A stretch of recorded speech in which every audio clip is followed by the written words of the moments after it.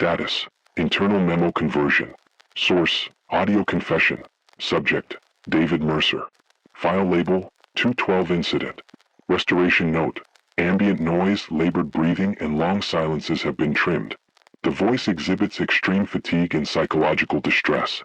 Begin file. You know that feeling right before you open a door? That hesitation? That split second where your body knows something's wrong but your brain hasn't caught up yet? Yeah, that's how I felt for the last 20 years. This is David Mercer. And if you're hearing this, it means the signal got through. It means someone else is hearing the taps. And I need you to listen carefully, because it's not over. And it's not just me. It started when I was 10. We moved into a dying motel off a highway nobody uses anymore. Rotting wood. Termite dust in the corners. The kind of place where every room smells like something different but nothing good.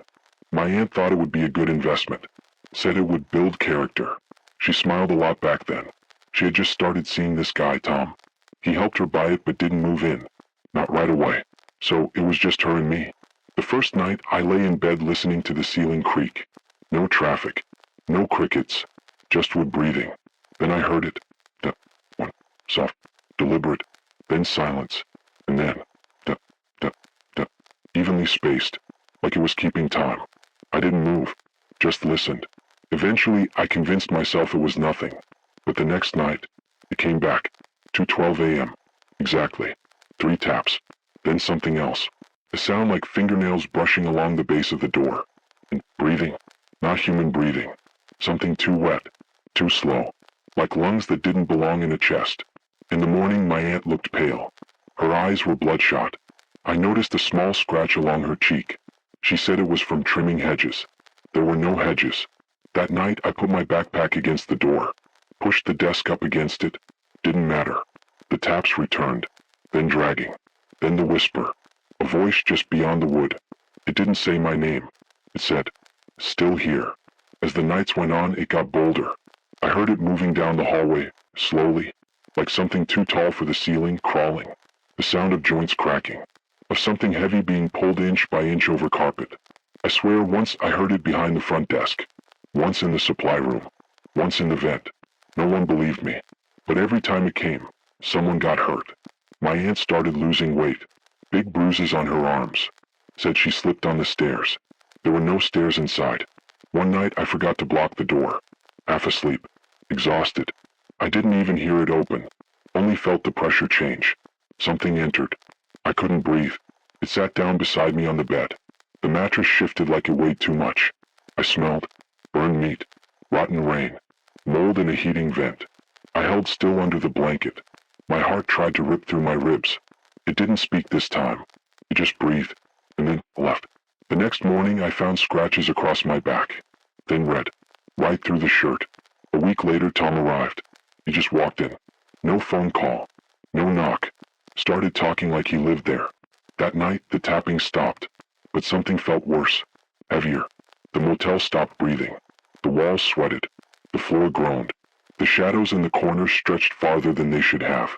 My aunt went quiet. Didn't eat. Didn't leave her room. She'd sit at the front desk, eyes blank, staring past guests who didn't exist. And then the dreams began. Every night, I saw something tall standing at the end of the hallway. His face was wrong. Just a jaw. A split from ear to ear. And teeth. So many teeth. I'd wake up gagging. Mud in my mouth. Dust on my hands. Fingernails torn. Once I woke up in the parking lot. No shoes. No memory. I told her we had to leave. She said, "I'll try." Then she locked her door. That night I waited. 2:09 a.m. Footsteps. But this time they didn't stop at my room. They passed. Went to hers. I heard her stir. Her voice, "Tom?" Then a thump. A dragging sound. A scream cut off. I ran. Her door was open an inch. Inside was something hunched over her. It was pinning her down. She was kicking, muffling her own scream. I turned. And smiled. A wide, wet, wrong smile. I grabbed the flashlight from the office. The big, metal one used during blackouts. When I came back, it was still there. I hit it. Again. Until it collapsed. She was screaming. But not at it. At me. It wasn't a thing anymore. It was Tom. Bleeding. Eyes wide. Human. The police said I saved her. But she never said a word to me again. We left the motel. Never went back. I told myself it was over. Last night I woke up at 2:12 a.m. to tapping. Same rhythm. Same pause. Then a voice right outside the door. Why didn't you check this time? This morning I found a flashlight under my bed. My flashlight. Same weight. Same scratches on the handle. It smelled like mildew and cheap Motel soap. It was still warm. So now I'm telling you, don't answer the tapping. Not at 2:12. Not ever. No matter how tired you are. No matter what voice it uses. Because if it gets in, stay awake. Stay safe. Stay on your side of the door.